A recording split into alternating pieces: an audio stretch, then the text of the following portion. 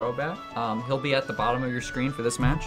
And Alex, as you see on the screen, with Kangaskhan, Schmeargle, Kyogre, Dialga, Cresselia, and Salamence. So, like, going over this again, I see that Schmeargle up there. Yeah. I'm a little scared. What do you think that's gonna do in this matchup? The Schmeargle in this matchup probably isn't too important. We see both Crobat and Thundurus, both of which are definite problems for Schmeargle. Kangaskhan threatens it by being faster and just starting a straight up KO. Yveltal is typically ran with a speed boosting nature, so that'll be faster, can hit it too. Also typically carries Snarl, which is a spread move. Yeah, spread move. Yeah. So he has that option versus it too. I don't think Schmeargle is going to be all that important. Maybe if it has something like a wide guard, it could be important versus Groudon. Otherwise, I wouldn't expect Schmeargle to be doing too much in this matchup. What we're likely to see from Alex here is probably something like a Salamence, Kyogre, Dialga, and Crest here. Something like that. You might see Schmeargle over Crest. I definitely expect Alex to be bringing Salamence though for most of this set. So you mentioned how Salamence was going to be difficult for Zack to take down. What kind of approach should he take in order to take care of that threat?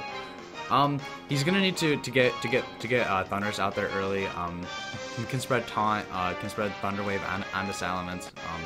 Getting Thundurus out there is very important for the match. Okay, so spreading those Thunder Waves and getting board position. So as you see right here, Zack bringing out his Groudon Thundurus right away, and Alex leading with Kyogre and Kangaskhan. Yeah, interesting choice there that Alex has opted to use Kangaskhan here and not Salamence. Definitely not what I expected to see. One other important thing here is that we see Zack's Groudon Primal Revert first, which is not good for Zack because Alex's Kyogre now has the Rain Up. So implying that it's also a much slower Kyogre. Yeah, as you can see here, Groudon has a 176 HP stat, which is it's either 0 investment or it's 4 investment. I'm not sure which it is. Okay, so which means that it is most likely Jolly nature or speed timid. Boosting. Yeah, the speed boosting nature there on the Groudon. So that's definitely important to note here. Groudon still not in the worst of positions. Precipice Blade still chunks Kyogre for a ton of damage. Right. Something like a Thunderbolt Precipice would probably take it out, depending on Alex's spread. Okay. Kangaskhan's threat here, Fake Out, is important if the Thundurus doesn't have Protect though, because Fake Out plus Water Move from the Kyogre would almost certainly take out. He can just go right into it. As we see Kangaskhan deciding to Mega Evolve here, of course. Groudon going for the Protect. Trying to avoid any damage from a possible Origin Pulse. Fake Out going into the Thundurus slot there. Gonna flinch that position. Kyogre gonna be able to fire off an Origin Pulse here. Is gonna connect with the Thundurus. We're gonna see how much this does.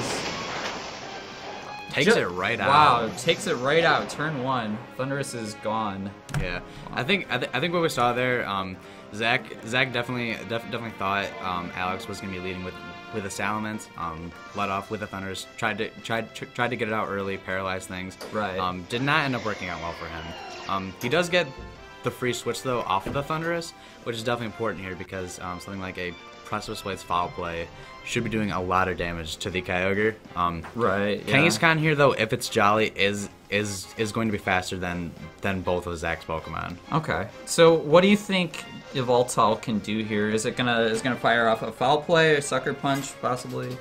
Probably one of those two. I wouldn't expect to see Snarl because even at -1 special attack, Groudon is not taking Water Moves in the rain. Right. Groudon here not in the best position. It's good that Zack knows that his Groudon's faster. True. Yeah, that's definitely important. Okay, so Frustration going into the Yveltal here, gonna do a little bit over half damage. Foul Play, probably going into the Kangaskhan slot right there. I barely saw that on the top of the screen there. Precipice Blade's gonna be able to pick up the knockout on that Kang. Yeah. Pretty important damage roll there on the Kyogre. That's a very bulky Kyogre. Took under 50% from spread precipice as it does fire off Origin Pulse. Misses Evoltal, but just straight up KOs the Groudon. Not the best position here for Zack. Right. Groudon is gone. Alex now has permanent control of weather. Foul play here likely will not be KOing Kyogre, and his last Pokemon is would need to be something with significant offensive pressure. Yeah. And I don't know that he has much left that can do a ton to the Dialga. But we do see Kangaskhan here though. Kangaskhan, yeah, definitely threatening the low kick onto the Dialga slot, or a possible double edge into the Kyogre here. Yeah. Kangaskhan is probably your best case scenario if you're Zack. Right. Kangaskhan at least gives you options. If you're pup Kangaskhan, you could go for a risky side pup here. If you're expecting a double protect on fake out, low kick threatens the Dialga, double edge threatens the KO, and Evoltal and Kang should both be faster than both of these Pokemon. Yeah.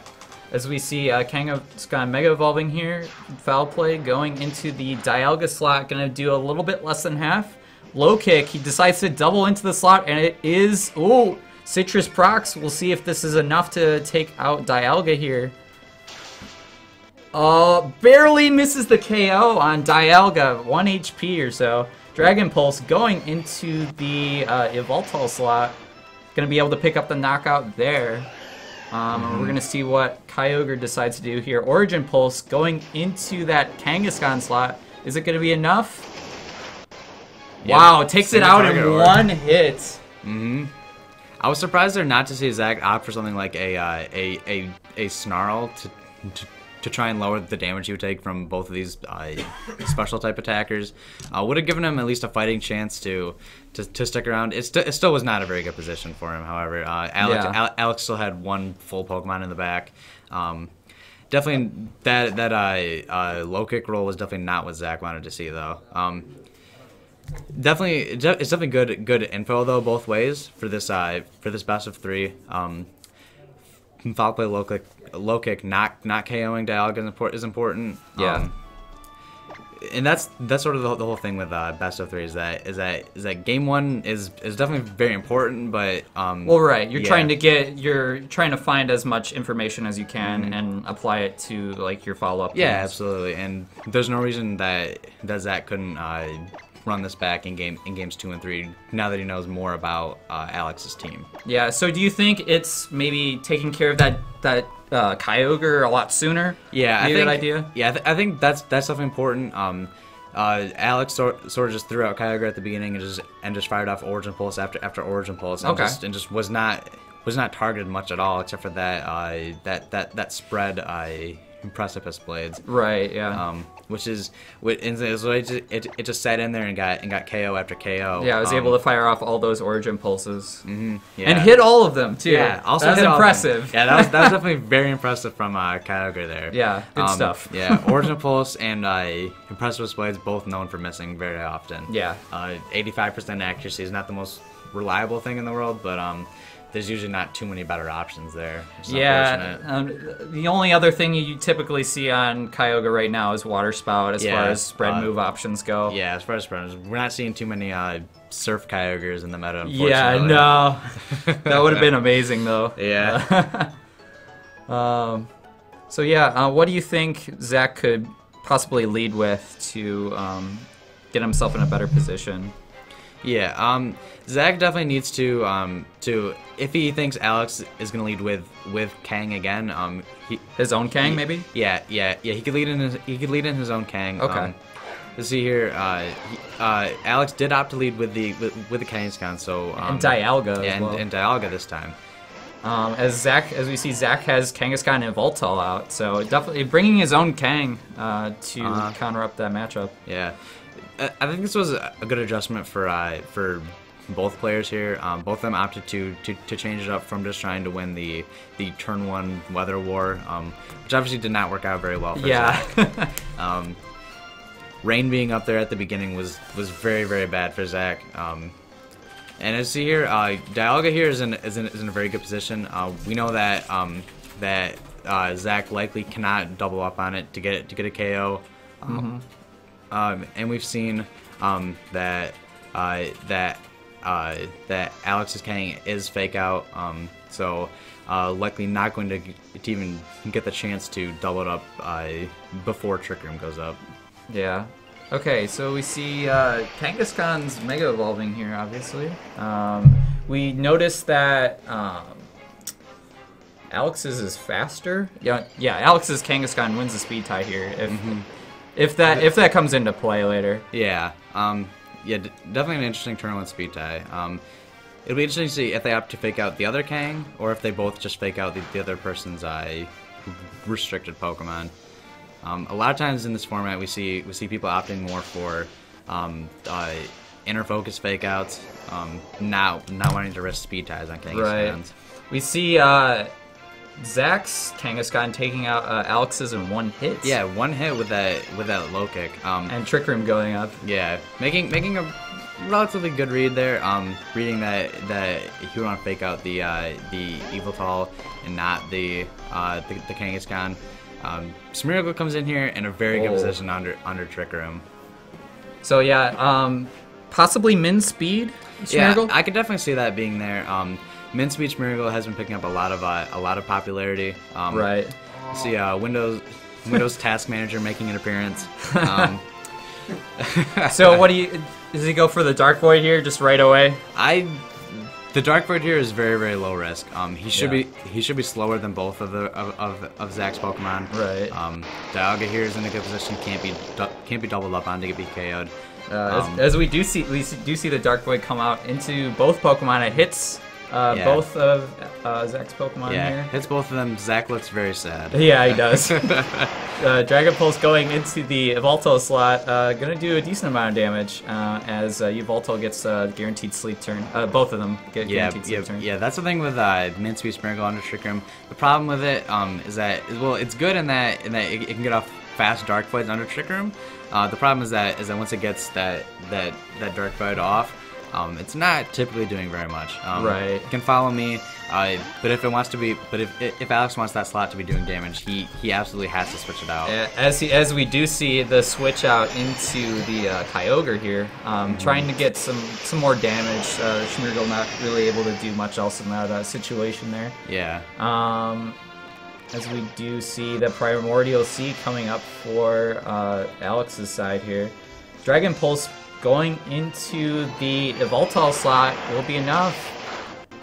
Just enough to pick out the KO. Critical hit, not sure if that mattered. It was pretty close. Don't believe so. Between the fake out and the two Dragon Pulses, I think that would have been enough. Yeah, as Kang takes another sleep turn here. Yeah.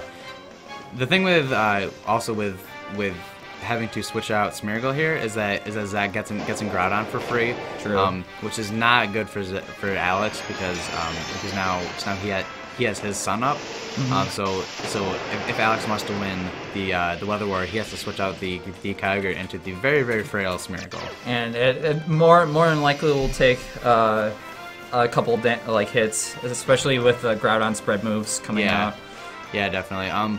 Most players tend to opt for a relaxed nature if they go mid-speed Smeargle, so that they can take physical hits better. True. So we might even see Precipice Blades do something like not bring it down to Sash.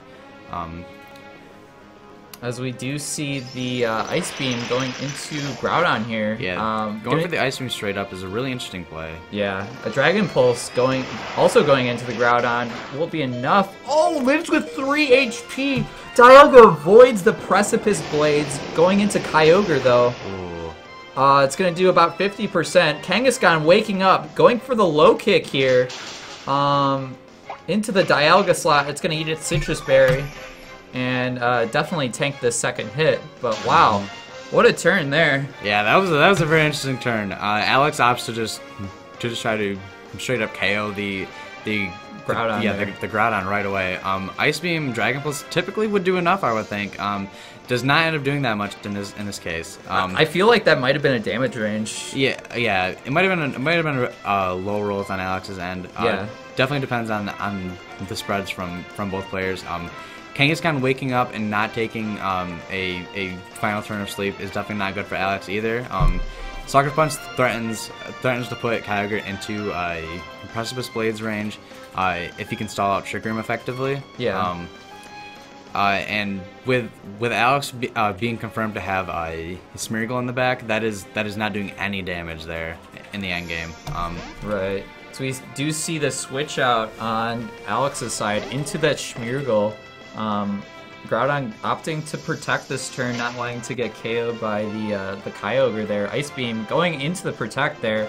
Kangaskhan opting to low kick right into the Smeargle slot. Barely enough to pick up the knockout there. And Dialga is going to be coming back into this battle. Yep. What do you think about sacking Smeargle there? I think it was a good play. He might have been expecting it to not KO, given that he might be min speed, and that Smeargle is not a very heavy Pokemon. Right. Zack has shown low kick too, so he knew that was coming, and not something like a power up punch or something like that. Right. Yeah. So Trick Room also just expired, which is very important to note. Because now, we just see a forfeit come out from Alex there. So we go to game 3. Yeah, going to game 3. Zack definitely approached that match a lot better. Taking out Alex's Kangaskhan turn 1 was huge for that match. Yeah. I feel like there was one turn, like I think the turn where he double targeted Groudon. I think that was pretty huge. Yeah, that was definitely pivotal. Not being able to get that KO off onto the Groudon was huge, because Groudon just got to fire back Precipice Blades, and obviously was still around, so that Alex couldn't fire off water type moves with his Kyogre. And I don't even think we saw Zack's back Pokemon. I don't believe we did. We just saw Kang, Yveltal, and Groudon. Which leads me to believe that he probably, I'm not actually sure what he would have in the back there. He might have brought the Thundurus to deal with a possible Salamence here. Okay, that would make sense. That would make a fair amount of sense. Crobat here doesn't look to be all that effective. Yeah, as we haven't seen Crobat yet, so we haven't seen Crobat or Amoonguss come out, I believe, either. No, neither of those. So anything Alex could bring that he may not have considered yet on his team? He might consider bringing Salamence this game. Salamence would have been a excellent lead last round. Zack could definitely try to read into that though. Okay. So it'll be interesting to see how they play it. I would expect Alex to probably change things up. I've seen him play a lot before. When he plays with Dual Mega, if he loses with one, he usually feels pretty content to just switch up Megas and try out something new. That's fair. Which is definitely one advantage of Double Megas, that on Team Preview it creates so many different mind games. Where as you see Zack here looking very stressed out. He's holding his head there. Yeah. Salamence definitely an interesting option for Alex's team. Going to be able to fire off Intimidate right away if Zack decides to lead with one of his physical mons like Kangaskhan. Yeah, or Groudon too would be. If Zack were to go back to game 1 and lead Kangaskhan Groudon, Salamence would be an excellent lead into that. Right. So we do see Lex issuing the challenge here. Kyogre and Salamence. Yep, Salamence is coming out. From Alex's side, as we see Kangaskhan and Groudon. This is a absolutely ideal lead for Alex here. Right, yeah. Intimidate goes into both physical type attackers. Alex is gonna have Weather Up now with the rain. Not good for Zack at all here. Right. It seems like a very difficult position to get out of. I would expect some sort of switch from Zack's side. What kind of Pokemon do you think he could bring? He could bring in Yveltal here. Yveltal does threaten a fair amount of damage onto both Pokemon. Right. Something like a double-edged Foul Play could potentially KO the Kyogre. Zack definitely needs to address Kyogre right away. Because that is almost certainly the biggest threat to his team, but he also can't ignore Salamence. So it's a very awkward position for Zack, where both of these Pokemon out for Alex are in extremely good positions, and both threaten a lot of damage immediately. Right. And as we know, Alex's Kyogre has not shown Water Spout, so getting something like Fake Out Chip damage or something on it and switching is not going to be all that beneficial. Whatever he switches in probably has to eat a double edge. Yeah, from double edge. Salamence. Hyper voice, something like that. Maybe even a Draco Meteor. So we could also see something that's been picking up a little bit is substitute on Salamence. Yeah, we could see that definitely coming out from Alex here if he's carrying it. Yeah. We'll have to see. He actually switches in the Crobat out of the Groudon slot there. Yeah. Salamence opting to Mega Evolve here. I assume we'll also see Kangaskhan going Mega here. Okay, we do see that. Possible Fake Out going into either one of these Pokemon. We'll get to see which one Zack picks here. Kyogre opting to protect this turn. Predicting a Fake Out there, possibly. Not wanting to take any more damage. Fake Out going into the Kyogre slot. And Hyper Voice coming out from Salamence, doing a decent amount of damage to both. Yeah, Salamence here is in a very good position. Crobat really can't do a whole lot to it because it can Super Fang it. Super Fang. The problem with that is that Kangaskhan will not be attacking before Salamence could just throw a double edge into it or something like that.